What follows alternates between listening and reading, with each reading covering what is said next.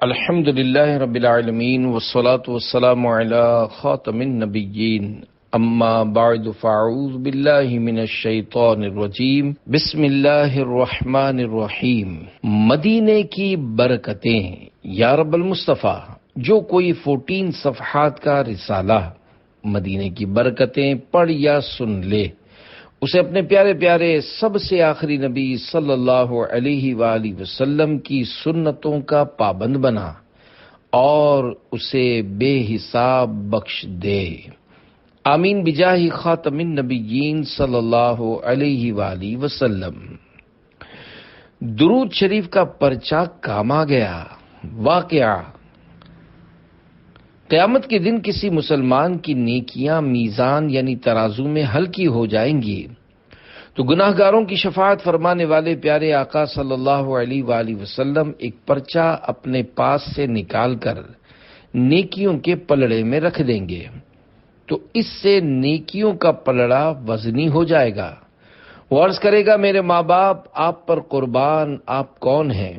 حضور صلی اللہ علیہ وآلہ وسلم فرمائیں گے، میں تیرا نبی محمد صلی اللہ علیہ وآلہ وسلم ہوں، اور یہ تیرا وہ درود ہے جو تو نے مجھ پر بھیجا تھا۔ صلو علی الحبیب صلی اللہ علی محمد۔ عاشق اکبر کی خدمت میں بخار کی حاضری۔ بخاری شریف حدیث نمبر 3926 میں ہے۔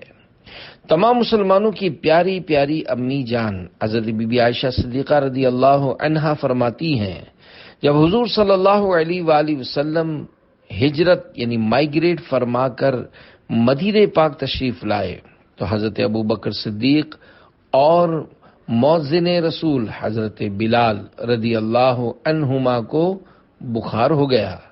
میں ان دونوں کے پاس آئی اور میں نے اپنے والد محترم سے عرض کی، ابو جان، آپ کیسا محسوس فرما رہے ہیں؟ آپ یہ شعر پڑھتے، کل امرئ مصبح فی اہلہ والموت ادنی من شراک نعلہ۔ ترجمہ: ہر شخص اپنے گھر والوں کے درمیان صبح کرتا ہے، جبکہ موت اس کے جوتے کے تسمے سے زیادہ قریب ہوتی ہے۔ اور حضرت بلال رضی اللہ عنہ یوں کہتے۔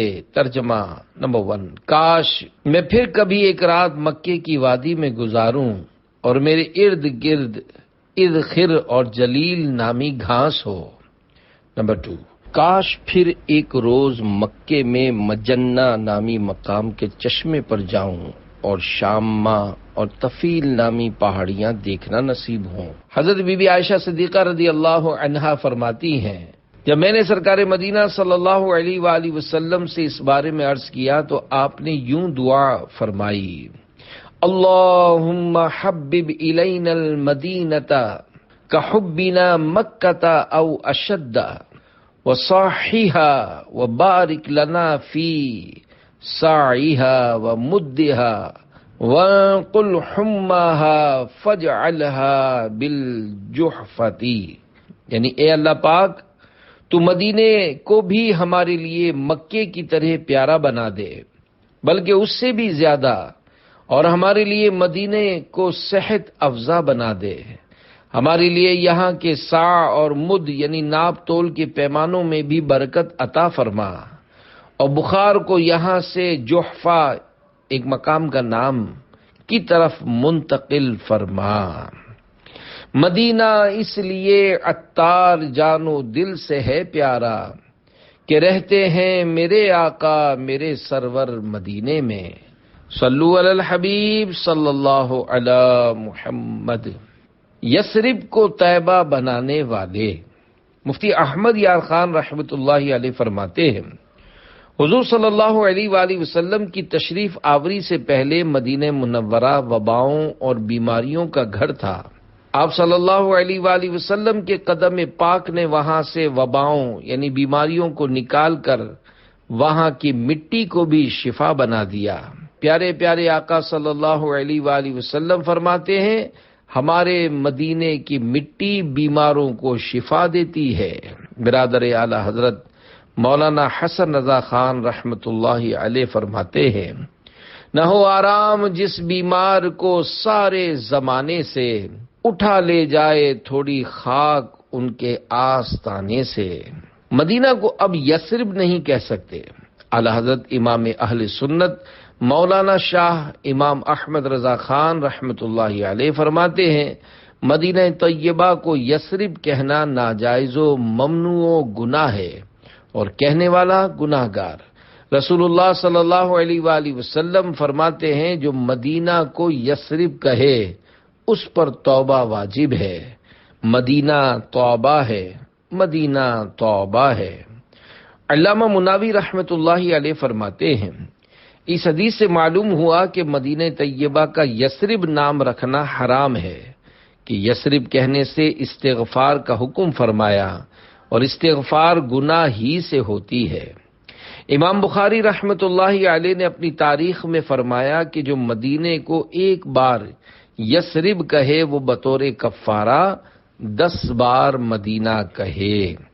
خلیفہ اعلی حضرت مولانا جمیل الرحمن رضوی رحمت اللہ علیہ اپنی نعتیہ کتاب قبالہ بخشش میں کتنے خوبصورت انداز میں ذکر مدینہ فرماتے ہیں، یا رب میرے دل میں ہے تمنائے مدینہ، ان آنکھوں سے دکھلا مجھے صحرائے مدینہ، کیوں طیبہ کو یثرب کہوں ممنوع ہے قطعاً، موجود ہیں جب سینکڑوں اسمائے مدینہ، یاد آتا ہے جب روضہ پر نور کا گنبد، دل سے یہ نکلتی ہے صدا ہائے مدینہ، ایسا میری نظروں میں سما جائے مدینہ، جب آنکھ اٹھاؤں تو نظر آئے مدینہ، بلوا کے مدینے میں جمیل رضوی کو، سگپ نہ بنا لو اسے مولائے مدینہ۔ صلو علی الحبیب صلی اللہ علی محمد۔ بخار نے اجازت مانگی۔ حضرت بی بی ام طارق رضی اللہ عنہا فرماتی ہیں، اللہ پاک کے پیارے نبی صلی اللہ علیہ وآلہ وسلم حضرت سعد رضی اللہ عنہ کے ہاں تشریف لائے اور گھر میں داخل ہونے کی اجازت طلب فرمائی، سلام کیا۔ حضرت سعد رضی اللہ عنہ خاموش رہے۔ دوبارہ ایسا ہوا، پھر حضرت سعد رضی اللہ عنہ خاموش رہے۔ جب تیسری بار بھی حضرت سعد رضی اللہ عنہ خاموش رہے تو نبی کریم صلی اللہ علیہ وآلہ وسلم واپس تشریف لے جانے لگے تو حضرت سعد رضی اللہ عنہ نے مجھے بھیجا اور فرمایا، مجھے حضور صلی اللہ علیہ وآلہ وسلم کو جواب دینے سے کسی چیز نے نہیں روکا، بلکہ میں یہ چاہتا تھا کہ آپ صلی اللہ علیہ وآلہ وسلم ہم پر مزید سلام ارشاد فرمائیں، یعنی مزید سلامتی کی دعا سے نوازیں۔ یہ گھر میں داخلے کی اجازت کا سلام تھا، اس کا جواب واجب نہیں۔ پھر حضرت بی بی ام طارق رضی اللہ عنہا فرماتی ہیں، اتنے میں نے دروازے پر آواز سنی کہ کوئی اندر آنے کی اجازت مانگ رہا ہے لیکن نظر نہیں آ رہا۔ اللہ پاک کی عطا سے غیب کی خبریں دینے والے پیارے پیارے آقا صلی اللہ علیہ وآلہ وسلم نے ارشاد فرمایا، تو کون ہے؟ تو اس نے عرض کیا، میں ام ملدم ہوں، یہ بخار کی کنیت ہے۔ حضور صلی اللہ علیہ وآلہ وسلم نے ارشاد فرمایا، تمہیں کوئی خوش آمدید نہیں، تم قبا والوں کی طرف چلے جاؤ۔ اس نے عرض کی، جی ٹھیک۔ پھر وہ ان کی طرف چلا گیا۔ ایک روایت میں ہے کہ جب آپ صلی اللہ علیہ وآلہ وسلم نے اس سے پوچھا تو کون ہے، تو اس نے عرض کیا، میں بخار ہوں، گوشت کھتا اور خون پیتا ہوں۔ یہ بخار قبا والوں پر 6 دن اور 6 راتیں رہا۔ ان حضرات نے اللہ پاک کے رحمت والے نبی صلی اللہ علیہ وآلہ وسلم کی خدمت میں بخار کے بارے میں عرض کیا اور ان کا حال یہ تھا کہ ان کے چہرے زرد یعنی پیلے ہو چکے تھے۔ آپ صلی اللہ علیہ وآلہ وسلم نے فرمایا، اگر تم چاہو تو میں تمہارے لیے اللہ پاک سے دعا کروں کہ وہ اسے تم سے دور فرما دے، اور اگر تم چاہو تو اسے رہنے دو، یہ تمہارے بقیہ گناہ جھاڑ دے گا۔ انہوں نے عرض کیا، یا رسول اللہ صلی اللہ علیہ وآلہ وسلم، پھر اسے رہنے دیجئے۔ غلاموں کی عیادت، غم زدوں کے غم دور کرنے والے خوش اخلاق آقا صلی اللہ علیہ وآلہ وسلم قبا والوں کے عرض کرنے پر ایک ایک کر کے ان کے گھر میں داخل ہوتے اور ان کے لیے عافیت کی دعا فرماتے۔ جب آپ واپس تشریف لانے لگے تو ان میں سے ایک عورت آپ کے پیچھے آئی اور عرض کی، آپ کو اس خدائے پاک کی قسم جس نے آپ کو سچا نبی بنا کر بھیجا ہے، میں بھی انصار میں سے ہوں، آپ میرے لیے بھی ویسی ہی دعا فرمائیے جیسے انصار صحابہ کرام علیہم رضوان کے لیے فرمائی ہے۔ آپ صلی اللہ علیہ وآلہ وسلم نے ارشاد فرمایا، اگر چاہو تو میں تمہارے لیے دعا کروں کہ اللہ پاک تمہیں عافیت عطا فرمائے، اور اگر چاہو تو صبر کرو تو تمہارے لیے جنت ہے۔ اس پر انہوں نے عرض کی، میں صبر کرتی ہوں اور میں جنت پر کسی شے کو ترجیح نہیں دیتی۔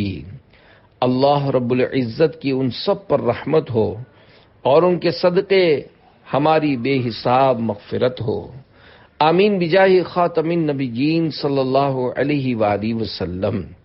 اجابت کا صحرا، عنایت کا جوڑا، دلہن بن کے نکلی دعائے محمد، اجابت نے جھک کر گلے سے لگایا، بڑھی ناز سے جب دعائے محمد، صلو علی الحبیب صلی اللہ علی محمد۔ غوث اعظم نے بخار کو بھگا دیا۔ اے عاشقان رسول، اللہ پاک نے ہمارے غوث اعظم حضرت شیخ عبد القادر جیلانی رحمۃ اللہ علیہ کو بے شمار کمالات سے نوازا ہے۔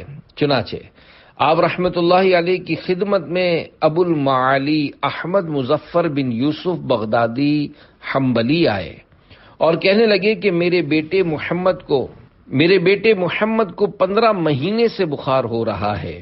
آپ رحمۃ اللہ علیہ نے فرمایا، جا کر اس کے کان میں کہہ دو، اے ام ملدم، یہ بخار کی کنیت ہے، تم سے عبد القادر رحمۃ اللہ علیہ فرماتے ہیں میرے بیٹے سے نکل جاؤ۔ انہوں نے کہا کہ جس طرح مجھے شیخ رحمۃ اللہ علیہ نے حکم دیا تھا میں نے اسی طرح کہا تو اس دن کے بعد کبھی بخار نہیں آیا۔ بارگاہ غوثیت مآب میں رہنے والوں نے ان سے 2 سال کے بعد بچے کے بخار کے بارے میں پوچھا تو بتایا کہ اس دن سے بخار کبھی لوٹ کر نہ آیا۔ وَرَفَعْنَا لَكَ ذِكْرَكَ کا ہے سایہ تجھ پر، بول بالا ہے تیرا، ذکر ہے اونچا تیرا۔ بخار اور طاعون، پیارے پیارے اسلامی بھائیوں، مصطفیٰ جان رحمت صلی اللہ علیہ وآلہ وسلم نے فرمایا، حضرت جبریل علیہ السلام میرے پاس بخار اور طاعون لے کر آئے، میں نے بخار مدینے میں روک لیا اور طاعون کو شام کی طرف بھیج دیا، لہذا طاعون میری امت کے لیے شہادت اور کافر پر عذاب ہے۔ 2 روایتوں میں مناسبت۔ پیارے پیارے اسلامی بھائیوں، مسجد قباء شریف اب مدینہ پاک میں داخل ہے، جبکہ پہلے مسجد قباء مدینہ پاک میں شامل نہ تھی۔ اوپر بیان کی گئی حدیث پاک اور اس روایت میں مناسبت بیان کرتے ہوئے حضرت علامہ جلال الدین سیوطی شافعی رحمۃ اللہ علیہ لکھتے ہیں، ایک روایت میں ہے کہ بخار کو مدینے سے قباء کی طرف بھیج دیا، اور دوسری روایت میں ہے کہ بخار کو مدینے میں روک لیا۔ یہاں احادیث میں تطبیق یعنی مناسبت بیان کرنا ضروری ہے، کیونکہ بظاہر یہ حدیث پہلی والی حدیث کے مخالف ہے۔ آپ رحمت اللہ علیہ فرماتے ہیں، مجھ پر یہاں 2 باتیں ظاہر ہوئیں۔ نمبر 1، سب سے پہلے جب نبی پاک صلی اللہ علیہ وآلہ وسلم مدینہ پاک تشریف لائے اور اپنی مبارک دعا سے بخار کو جحفہ اور خم کی طرف منتقل فرما دیا، تو اس کا جواب یہ ہے کہ جب جبرائیل علیہ السلام نے ان دونوں بیماریوں کو حضور صلی اللہ علیہ وآلہ وسلم پر پیش کیا تو ضروری تھا کہ مدینہ پاک میں کوئی ایک باقی رہے، تو آپ صلی اللہ علیہ وآلہ وسلم نے بخار کو اختیار فرمایا اور طاعون کو شام کی طرف بھیج دیا، کیونکہ بخار کا نقصان طاعون کے مقابلے میں کم ہے، اسی لیے بخار مدینہ پاک حاضر ہوا۔ اور بے شک رسول پاک صلی اللہ علیہ وآلہ وسلم کے انتقال شریف سے قبل بخار نے حاضری دی تھی، اور ام المومنین حضرت بی بی عائشہ صدیقہ رضی اللہ عنہا کو واقعے افک میں بخار ہو گیا تھا، اور صحابہ کرام علیہم رضوان کی بارگاہوں میں بھی بخار نے حاضری دی، لیکن طاعون کبھی کسی وقت مدینے میں نہیں آیا۔ یہی وجہ میرے نزدیک زیادہ مضبوط ہے۔ نمبر 2، اور دوسری وجہ میرے نزدیک یہ ہے کہ اللہ پاک کے پیارے رسول صلی اللہ علیہ وآلہ وسلم نے جس بخار کو مدینہ پاک سے دور فرما دیا تھا وہ ایک خاص قسم کا بخار تھا جو بہت شدید ہلاک کر دینے والا تھا۔ اس کو جحفہ کی طرف منتقل فرما دیا، نہ کہ مکمل طور پر بخار کو دور فرما دیا تھا۔ جحفہ کہاں ہے؟ حضرت علامہ علی قاری رحمۃ اللہ علیہ فرماتے ہیں، جحفہ مکہ و مدینہ کے درمیان شام کی جانب ہے۔ جحفہ کے معنی ہے سیلاب کا بہاؤ۔ یہاں ایک دفعہ زبردست سیلاب آیا تھا، اس لیے جحفہ نام ہوا۔ اصلی نام ماہیعہ ہے، اسے ماہیعہ نامی ایک شخص نے آباد کیا تھا۔ کالے رنگ والی عورت، صحابی ابن صحابی، جنتی ابن جنتی، حضرت عبداللہ بن عمر رضی اللہ عنہما فرماتے ہیں، نبی کریم صلی اللہ علیہ وآلہ وسلم نے مدینہ پاک کے بارے میں خواب دیکھا اور فرمایا، میں نے ایک کالی بکھرے بالوں والی عورت دیکھی کہ مدینے سے نکلی حتیٰ کہ ماہیعہ میں اتر گئی۔ میں نے اس کی تعبیر یہ کی کہ مدینہ منورہ کی وبا ماہیعہ کی طرف منتقل ہو گئی۔ ماہیعہ جحفہ کا نام ہے۔ ایک روایت میں ہے کہ ایک شخص مکے سے مدینے آیا تو حضور صلی اللہ علیہ وآلہ وسلم نے اس سے ارشاد فرمایا، کیا تم نے راستے میں کسی کو دیکھا ہے؟ انہوں نے عرض کیا، ایک کالے رنگ کی عورت کو۔ ارشاد فرمایا، وہ بخار تھا اور آج کے بعد کبھی لوٹ کر مدینے میں نہیں آئے گا۔ با برکت بخار۔ امام سمہودی رحمت اللہ علیہ فرماتے ہیں، ابھی جو بخار مدینہ پاک میں موجود ہے یہ بیماری والا بخار نہیں ہے، بلکہ یہ ہمارے رب کی رحمت ہے اور ہمارے نبی صلی اللہ علیہ وآلہ وسلم کی دعا کی وجہ سے گناہوں کو مٹانے والا ہے۔ اے عاشقان رسول، رحمت دو عالم صلی اللہ علیہ وآلہ وسلم جب مدینہ پاک تشریف لائے تو ہماری پیاری پیاری امی جان حضرت بی بی عائشہ صدیقہ رضی اللہ عنہا اور کئی صحابہ کرام علیہم رضوان کو بخار ہو گیا۔ سردار مکہ مکرمہ سرکار مدینہ منورہ صلی اللہ علیہ وآلہ وسلم کی مبارک دعا کا یہ اثر ہوا کہ آج پورے عرب شریف بلکہ یوں کہیے کہ پوری دنیا میں آب و ہوا سمیت ہر طرح سے مدینہ منورہ بہترین جگہ ہے، بلکہ یہاں کی تو مٹی میں بھی شفا و برکت ہے۔ خاک مدینہ کی برکتیں جذب القلوب میں ہے۔ اللہ پاک نے مدینہ پاک کی مٹی اور پھلوں میں شفا رکھی ہے، اور کئی احادیث مبارکہ میں آیا ہے خاک مدینہ میں ہر مرض سے شفا ہے، اور بعض احادیث مبارکہ میں من الجذام والبرص یعنی کوڑ اور پھل بہری یعنی برس سے شفا کا ذکر ہے، اور بعض اخبار میں مدینے کے ایک خاص مقام سعیب یعنی عوام اس جگہ کو خاک شفا بولتے ہیں کا تذکرہ ہے۔ بعض روایت میں ہے کہ سرکار مدینہ صلی اللہ علیہ وآلہ وسلم نے بعض صحابہ کو حکم فرمایا کہ وہ اس خاک سے بخار کا علاج کریں۔ بزرگوں سے اس خاص مقام سعیب کی خاک مبارک سے علاج کی حکایات بھی ملتی ہیں۔ امام ابن بطال رحمت اللہ علیہ فرماتے ہیں، جو مدینہ پاک میں رہے وہ اس کی مٹی اور باغات میں ایسی خوشبو پائے گا جو اس کے علاوہ اور کہیں نہیں ہوتی۔ کوڑیوں کے لیے کوڑ دور، اچھا چنگا وہ خاصا بھلا کر چلے۔ سال بھر کا بخار ایک دن میں جاتا رہا۔ حضرت شیخ مجد الدین فیروز آبادی رحمت اللہ علیہ فرماتے ہیں، میرا غلام سال بھر سے بخار میں مبتلا تھا۔ میں نے مقام سعیب یعنی خاک شفا سے خاک مدینہ لی اور پانی میں تھوڑی سی گھول کر پلائی، الحمدللہ اسی دن شفا یاب ہو گیا۔ افسوس وہ مبارک جگہ اب چھپا دی گئی ہے۔ بسا اوقات عشاق کھود کر خاک شفا حاصل کر لیتے ہیں، مگر انتظامیہ ڈامر وغیرہ ڈال کر پھر سے بند کر دیتی ہے۔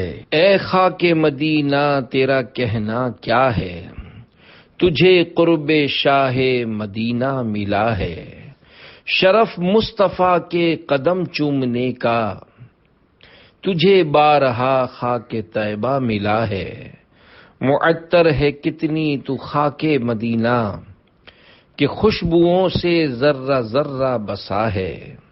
لگاؤ تم آنکھوں میں خاک مدینہ، کوئی اس سے بہتر بھی سرما بھلا ہے۔ مریضوں اٹھا کر کے خاک مدینہ، کو لے جاؤ اس میں یقیناً شفا ہے۔ مدینے کی مٹی ذرا سی اٹھا کر، پیو گھول کر ہر مرض کی دوا ہے۔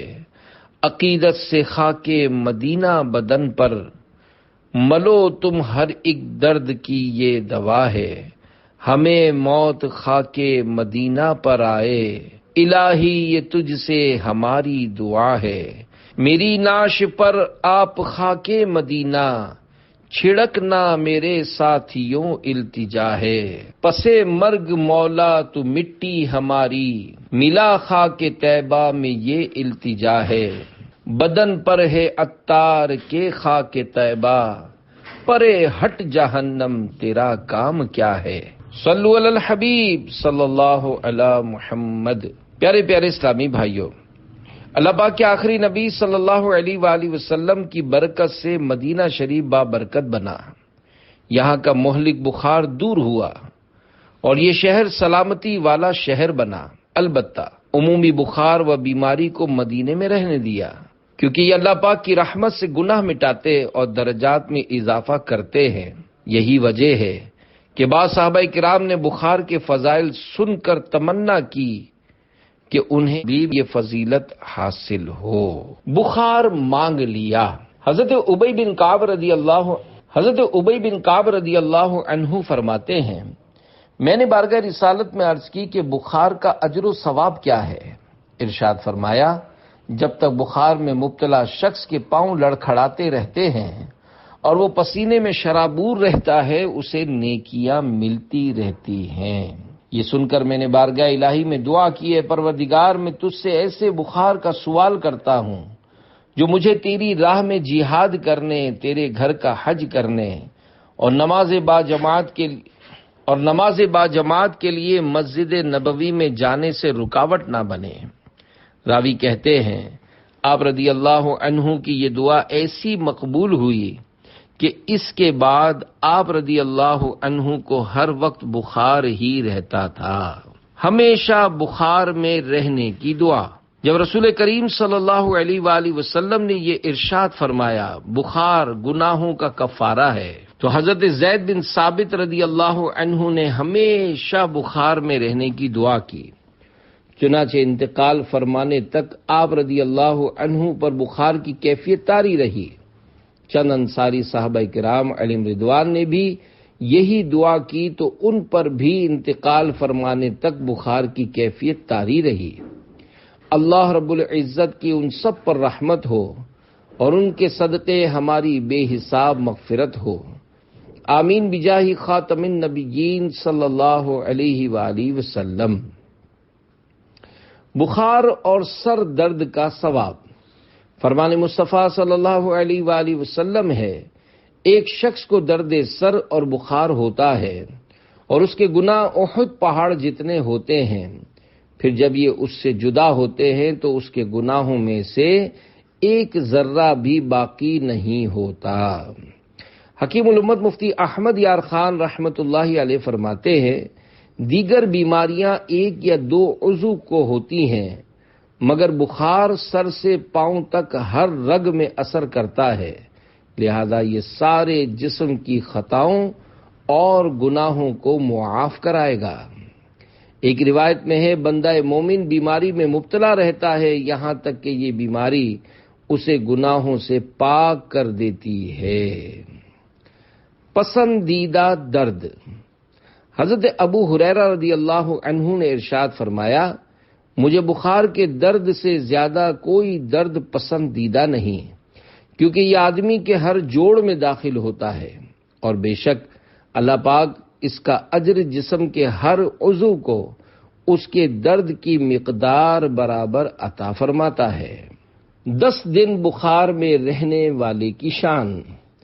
ایک اور روایت میں ہے کہ جس کو 3 رات بخار رہا وہ گناہوں سے ایسا نکل گیا جیسا جس دن اپنی ماں کے پیٹ سے نکلا تھا، اور جس کو 10 دن بخار رہا تو آسمان سے اعلان کیا جاتا ہے، بے شک تیرے پچھلے گناہوں کو بخش دیا گیا، اپنا عمل دوبارہ شروع کر۔ غوث پاک کا مرید بننے میں دیر نہ کریں۔ چند سال پہلے کا واقعہ ہے، ایک نوجوان عاشقان رسول کی دینی تحریک دعوت اسلامی کے دینی ماحول سے وابستہ ہو گیا۔ چند دن بعد اس کی شادی تھی کہ اسے بخار نے آ لیا۔ بہرحال جیسے تیسے شادی ہو گئی۔ ولیمے کی تقریب میں بھی وہ بیچارہ بیمار ہی تھا۔ شادی کے 5 یا 7 دن کے بعد قضائے الہی سے اس کا انتقال ہو گیا۔ اس وقت مدنی چینل نہیں تھا۔ امیر اہل سنت کے آڈیو بیانات کی کیسٹیں مکتبۃ المدینہ پر ہدیۃً دستیاب ہوتی تھیں۔ وہ نوجوان امیر اہل سنت کے بیانات بکثرت سنا کرتا اور آخری وقت میں بھی امیر اہل سنت کا بیان چلاتا تھا۔ امیر اہل سنت اس کے گھر والوں سے تعزیت کے لیے تشریف لے گئے تو گھر کے افراد نے بتایا کہ یہ آپ کا بیان بار بار سنتا اور آپ کے ذریعے حضور غوث پاک شیخ عبد القادر جیلانی رحمۃ اللہ علیہ کا مرید ہونے کے لیے پکارتا رہا۔ پھر کلمہ و استغفار اور توبہ کر کے اس نے دم توڑ دیا۔ اللہ کریم مرحوم کی بے حساب مغفرت فرمائے۔ اے عاشقان رسول، حضور غوث پاک رحمۃ اللہ علیہ کا مرید بننے میں نقصان کا کوئی پہلو نہیں، فائدہ ہی فائدہ ہے کہ اللہ والوں کی نسبت دنیا اور آخرت میں فائدہ پہنچاتی ہے۔ حضور غوث پاک رحمۃ اللہ علیہ کے سلسلے میں شامل ہونے کی برکات کا مطالعہ کرنے کے لیے امیر اہل سنت کا رسالہ منع کی لاش پڑھیے۔ البتہ آپ کی ترغیب و تحریض کے لیے غوث پاک کے ایک مرید کی ایسی مدنی بہار پیش کی جاتی ہے کہ پڑھ کر آپ جھوم اٹھیں گے انشاءاللہ الکریم۔ غوث و رضا کے دیوانے کی مدنی بہار۔ لانڈھی کراچی پاکستان کے علاقے میں غوث پاک کا ایک دیوانہ رہا کرتا تھا جس کا نام غلام نبی قادری تھا۔ وہ مسلک اعلی حضرت غوث پاک رحمۃ اللہ علیہ کی نسبت پر بڑا مضبوط تھا۔ ایک بار لانڈھی میں امیر اہل سنت دامت برکاتہم العالیہ کے سنتوں بھرے بیان کے سلسلے میں اجتماع تھا۔ غلام نبی قادری بخار کی حالت میں گاڑیوں میں جا جا کر نیکی کی دعوت کی دھومیں مچا رہا تھا۔ جب بیان کا وقت آیا تو وہ چادر اوڑھ کر بیان میں بیٹھ گیا۔ 2 دن بعد امیر اہل سنت کو اطلاع ملی کہ اس دیوانے کا انتقال ہو گیا ہے۔ آپ آدھی رات کو اس کے گھر تشریف لے گئے۔ امیر اہل سنت فرماتے ہیں، میں نے کئی میتیں دیکھی ہیں مگر اس قدر بارونق اور روشن چہرہ کبھی نہیں دیکھا۔ پھول کی طرح کھلا ہوا نورانی چہرہ جیسے ابھی ابھی سویا ہے۔ کئی عاشقان رسول کا بیان ہے کہ لگتا ہی نہیں کہ یہ کوئی میت ہے بلکہ ایسے آرام سے لیٹا ہوا ہے جیسے سو رہا ہو۔ اس کی میت کے ارد گرد اسلامی بھائی نعتیں پڑھ رہے تھے۔ امیر اہل سنت فرماتے ہیں، ایسا لگتا ہے وہ بازی جیت گیا ہے۔ اللہ رب العزت کی اس پر رحمت ہو اور اس کے صدقے ہماری بے حساب مغفرت ہو۔ تمہیں لطف آ جائے گا زندگی کا، قریب آ کے دیکھو ذرا مدنی ماحول، سنور جائے گی آخرت انشاءاللہ، تم اپنائے رکھو سدا مدنی ماحول۔ صلو علی الحبیب صلی اللہ علی محمد صلی اللہ علیہ وآلہ وسلم۔ فرمان آخری نبی صلی اللہ علیہ وآلہ وسلم، مجھے ایک ایسی بستی کی طرف ہجرت کا حکم ہوا جو تمام بستیوں کو کھا جائے گی، یعنی سب پر غالب آئے گی۔ لوگ اسے یثرب کہتے ہیں اور وہ مدینہ ہے۔ یہ بستی لوگوں کو اس طرح پاک و صاف کرے گی جیسے بھٹی لوہے کے میل کو۔